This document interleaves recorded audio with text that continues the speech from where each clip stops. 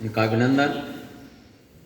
श्रीमान प्रधानाचार्य जी अपने विद्यालय के हम सब की चिंता कर ही रहे हैं। यहाँ पर सभी भावी भारत की पीढ़ी के निर्माता आचार्य बंधु, आचार्य बहनें, प्रधानाचार्य,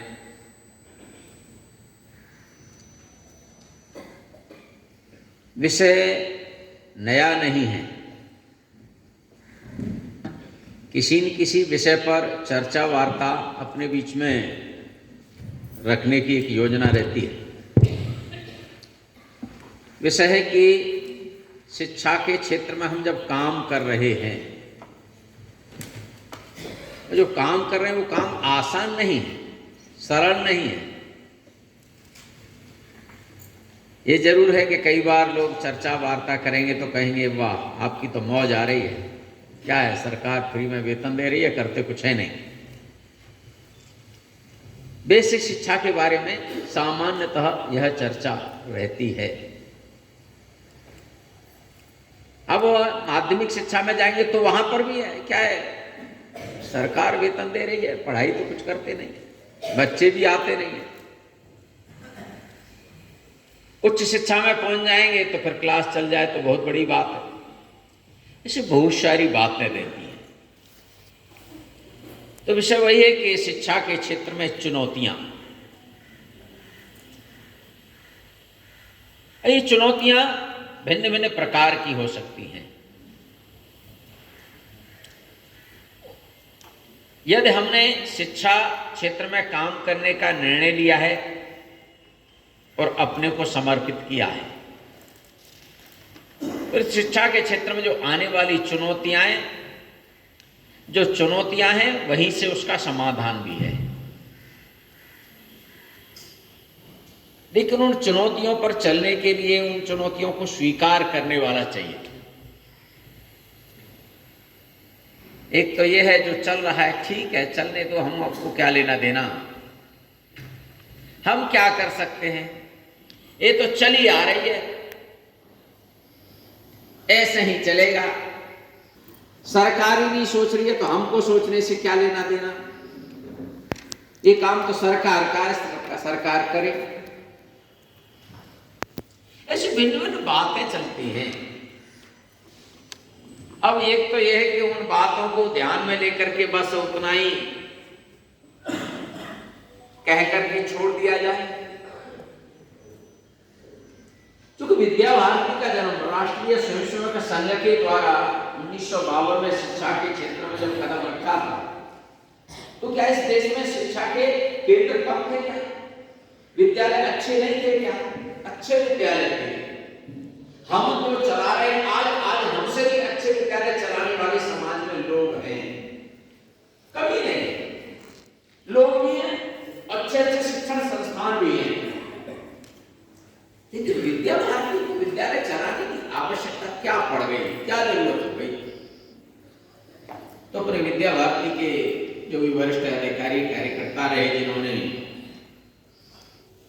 इस समाज जीवन में शिक्षा के क्षेत्र में एक उदाहरण बनाना चाहिए, इसीलिए एक अपनी योजना बनाने के लिए लक्ष्य तय किया और लक्ष्य के अंदर प्रारंभ में ही कुछ बातों का चिंतन मंथन शुरू कर दिया और कहा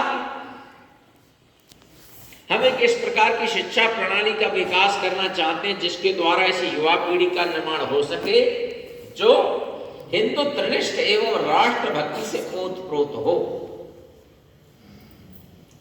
हिंदुत्वनिष्ठ एवं राष्ट्रभक्ति से ओतप्रोत हो। ये जो बात कही छोटी बात नहीं। शिक्षा के क्षेत्र में आज अनेकों विद्यालय चल रहे हैं। बहुत लोग आज कोटा की तरफ भाग रहे हैं, कोटा जा रहे हैं। क्या है कोटा जा रहे हैं? क्यों जा रहे हैं? वहां जरा तैयारी अच्छी होती है, वहां अच्छे कोचिंग देने वाले लोग हैं। ये बात ठीक है, कोचिंग देने वाले लोग जरूर होंगे, लेकिन राष्ट्रभक्ति है क्या? इस देश की संस्कृति से जोड़ने वाली व्यवस्था है क्या? नहीं। व्यवस्था है पैसा, जितना अच्छा पैसा देंगे उतनी अच्छी कोचिंग मिलेगी। अब ये जो मानसिकता बन गई है, इस मानसिकता से कैसे उबरा जा सकता है, ये हमारे सामने है कठिनाई। तो शिक्षा के क्षेत्र में अनेक प्रकार की चुनौतियां हैं। तो इसमें एक ध्यान में आता है सामाजिक चुनौती।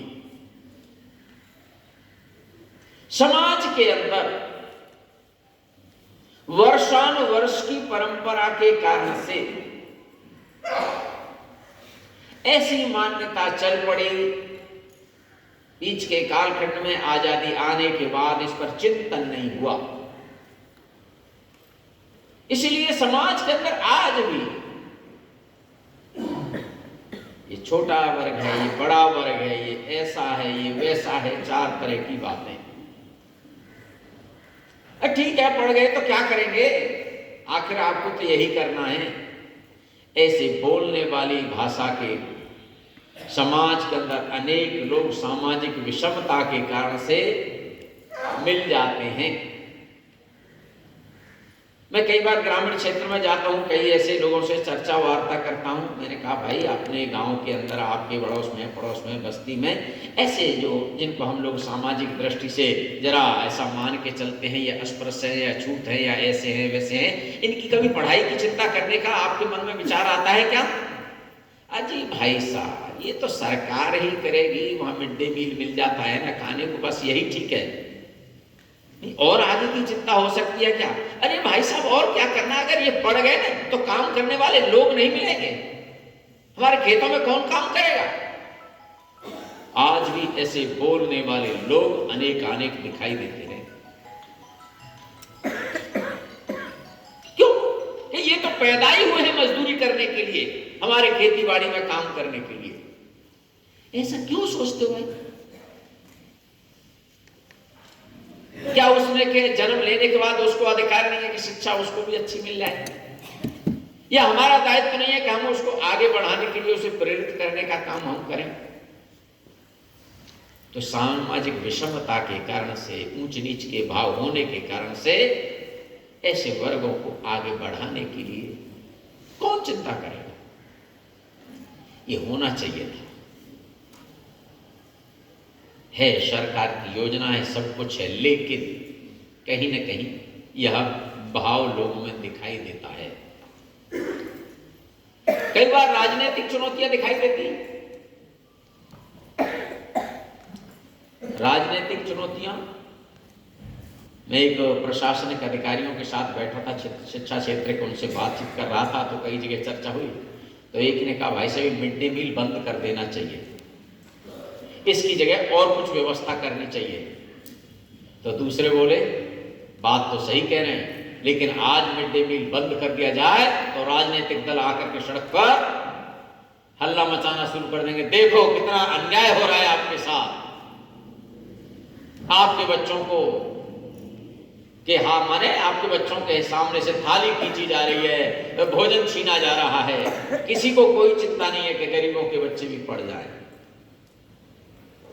लेकिन इस बात के लिए चिंतन क्यों नहीं कि बच्चों को शिक्षा अच्छी मिले, व्यवस्था अच्छी मिले? लेकिन मैं कई बार ग्रामीण क्षेत्र में या शहरी क्षेत्र में मिड डे मील के विद्यालय है, वहाँ प्राइमरी विद्यालय है, वहाँ क्या है,